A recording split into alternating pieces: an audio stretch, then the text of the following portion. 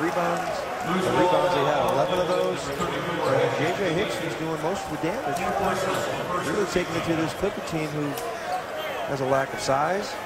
As you talked about Blake Griffin in that fourth quarter, just under 4 points per quarter. You know, he has not developed the ability just yet to just get the basketball and take over. Foul on Flynn before the block. By the way, Thabit picked up a foul last time down the court, so 4 fouls in 4 minutes. And we got a piece of Chris Paul's nose. Remember, Paul broke his nose a few weeks ago and was wearing a mask for a while.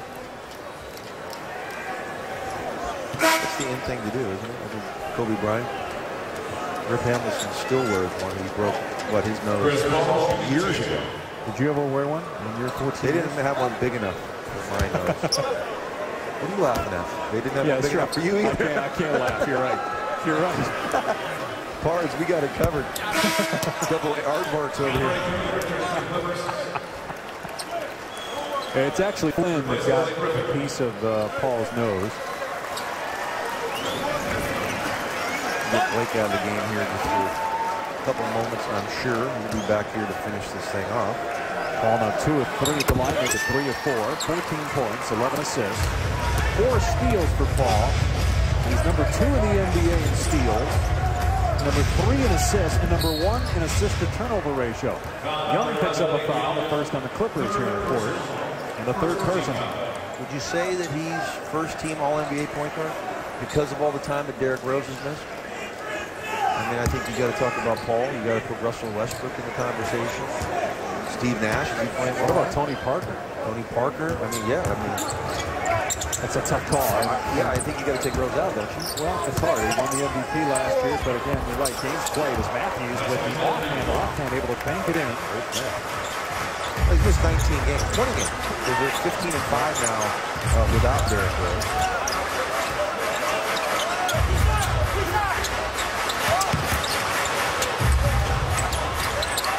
Clock at 7. Matthews with a steal.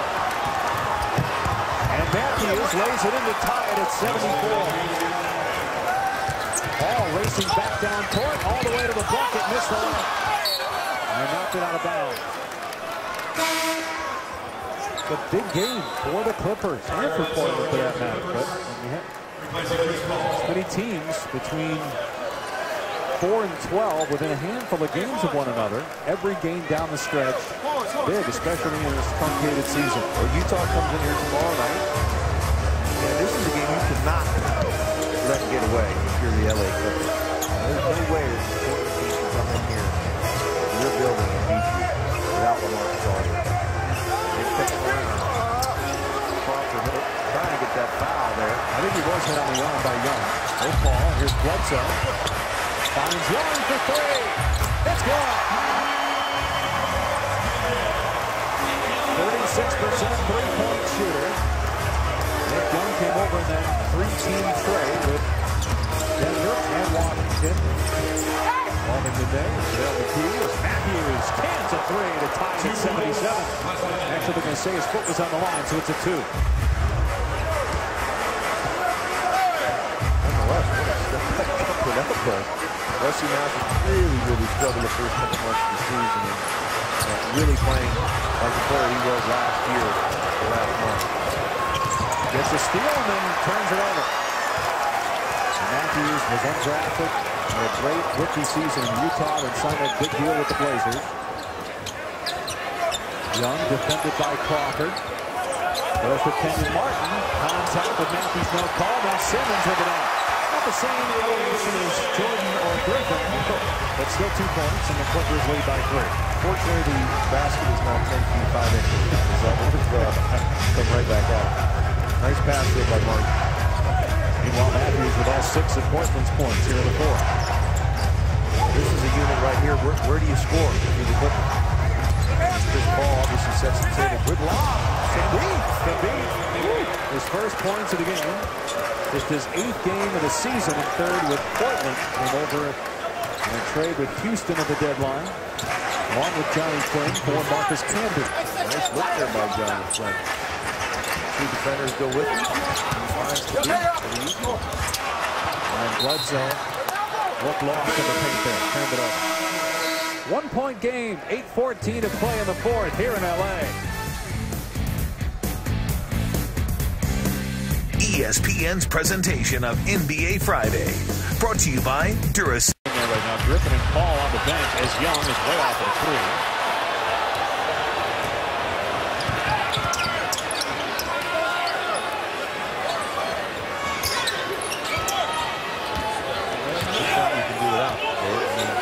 Portland on a little bit of a run. They cut it to 1, and they come down and fire a straight 3. You have no rebounding.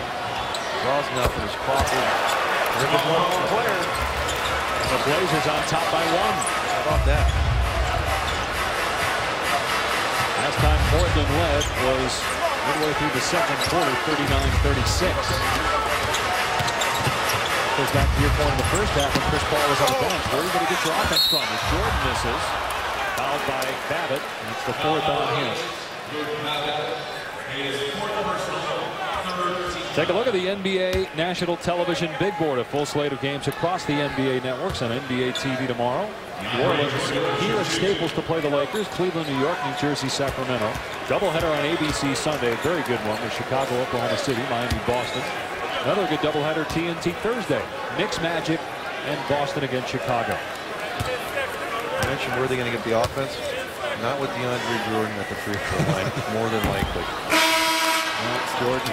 That's 1 of 3 now for the game, and on the year is 53%, career 44%. Griffin returns. Dave, it just amazes me that, honestly, that you have NBA players that can't shoot 50% from the free throw line. I mean, isn't it the first thing you do as a young child? You pick up a basketball and you start shooting. You don't pick it up and start working on dunks. Right? Or you don't say, let's go out and pass the ball. Right? You go out and you shoot the ball. You would think you could make free throws. It's mind-boggling. I understand big guys have big hands, and there's some mechanical things that might be different, I guess. I'm searching for some sort of excuse for that. But would you shoot about 85%? Yeah. And I didn't even take pride in it for a while, which was ridiculous. But here's Batum for 3, won't go. Rebounded by Young. So you're saying you didn't really put the effort in, you still shot 85%. Well, no. I started to towards the end of my career. For a while, I really didn't. I was going to get a foul. I shot 67% in college. I mean, I got up, I took a dribble one time, maybe 2 the next, and fired it up there. I didn't care. Stupid, but, it's all about getting a routine, doing it with confidence, doing it in practice, doing it 100, 500 times a day if you struggle. And not worrying about anything. Focus on that rim. It's funny how people get behind the basket and you never see that. If you're a good free throw shooter, as Blake knocks from there, you're looking at the rim. You should look at nothing that's behind it. Well, he has really struggled with his free throw shooting. He's at 54% on the year. 2 of 3 to go in this game. And obviously, if he becomes a good free throw shooter, he's going to go from 21 points per game to 25 or 26 per game. 1 for 2 on that trip. That's his first point of the quarter. What happens in the playoffs, Dave? You're in a tight game with a minute and a half to go. You're fouling him. I don't think that intentionally, but you play great defense, and if he gets an opportunity at the rim, you're absolutely fouling him. Hickson with a foul and headlock. Well, we asked Blake Griffin earlier today if he feels like he's been a target. You remember Andre Miller had that ridiculous consecutive games played streak that ended when he went after Blake Griffin last year and got a flagrant 2, and then he had Jason Smith recently of the Hornets go after him. He said, no, I don't think I'm a target. This was the play against the Hornets here. What's your take on it? Do you think guys are targeting him to try to, I don't know if it's because they don't like getting dunked on or what? Yeah, no, I don't think there's any intent for anybody to hurt him. You don't like to get into a guy's highlight reel, number one. And this guy goes to the rim as hard as anybody that I can ever remember. And so when you do that and you get knocked off balance, I think things look a lot worse than they really are. And once you leave your feet, you know you're very vulnerable to some very ugly-looking fractures. And I think that's happened at times. But yeah, I mean, I think guys think about it. Look, I don't want to get Mozgov. Missed the free throw again, so he misses both on that trip. But Foy gets the rebound, and you saw Griffin look into the sky as if to say, what am I doing? This is a problem. Boy, misses a layup there. He thought he was fouled. He did lose the handle. Hard to tell if there was contact. Portland down one. Clippers are 3 of 8 this quarter at the line. Portland has yet to take the foul shot here in the fourth. Let's see if they can get some recognition. Good J.J. Hickson the ball. He was on fire before he was taken out of the ball game. Yet to get a touch since he's been back in. Here he is. Gets the jam. Batum drove by Griffin and made a great feed, and the Blazers retake the lead. Dave, you're right on it. All set up by dribble penetration. Batum gets by Griffin. That makes DeAndre Jordan come over and help. And he's guarding J.J. Hickson. Easy dunk. Blazers lead by 1, and Coach loves it.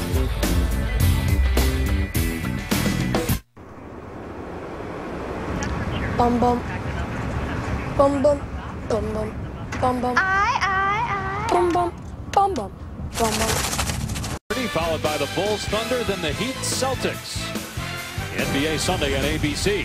Meanwhile, a season high 23 points for J.J. Hickson. Well, he's shown us a little bit of everything. The up and under, step through move, catches the lob, great athleticism, and this time does it himself right over DeAndre Jordan. Great shot blocker.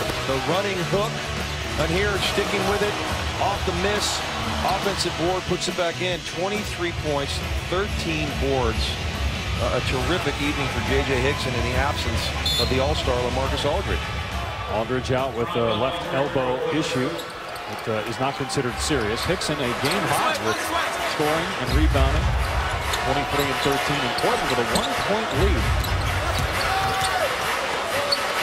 Chris Paul back on the floor for the Clippers. Boyd, short. Griffin with a tip, no. Griffin, by the way, 1 of 4 from the free throw line here in the fourth quarter. The Clippers just 3 of 8. And no field goal for Griffin in the fourth. Hickson again.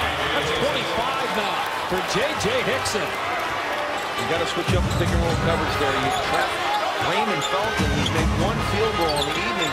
Go under that screen. Make him step back there and shoot the jam. Don't let J.J. Hickson get the ball. They doubled Griffin late. They rotated to Young. His double team tries to fight through it. Somehow got through there. And his foul. No, Johnson. No foul. I don't know about that. They'll count the bucket.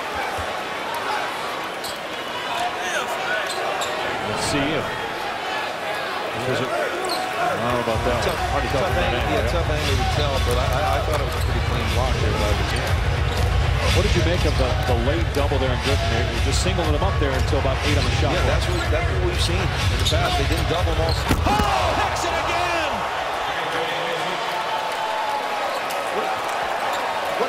Do we have to put a sign on J.J. Hickson like, I'm on fire?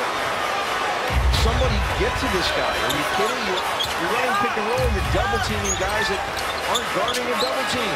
There's no need to double team. Portland shooting 62% here in the fourth.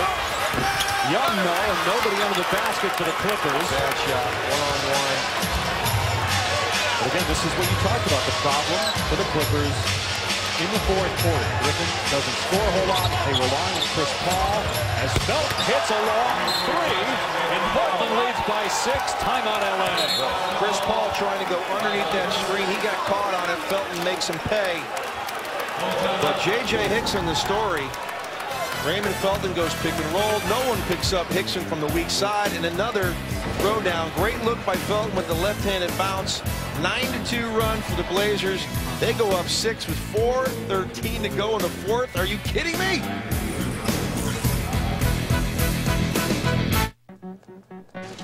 Meanwhile, the Clippers are 3 of 10 from the field and 3 of 8 from the line in the quarter. Neither Griffin nor Paul has a field goal here in the fourth quarter. DeAndre Jordan, a great defensive player, not in the ball game right now. You wonder why. If he touches the ball in the offense, then you foul him. Well, Griffin's going back to the line here. Portland is over the limit, and Griffin will shoot 2. He's 2 of 6. Jordan is 2 of 4. You'd love to have him on the floor because maybe those Hickson dunks become block shots, or he doesn't score because Jordan's down there. But on this end, if he touches the basketball, if I'm the coach, I'm saying foul the man. I'll take my chances with that. And that's what Vinny Del Negro faces on a nightly basis. Blake Griffin struggles to the line. DeAndre struggles to the line. You can't put Reggie Evans in the game if you're struggling.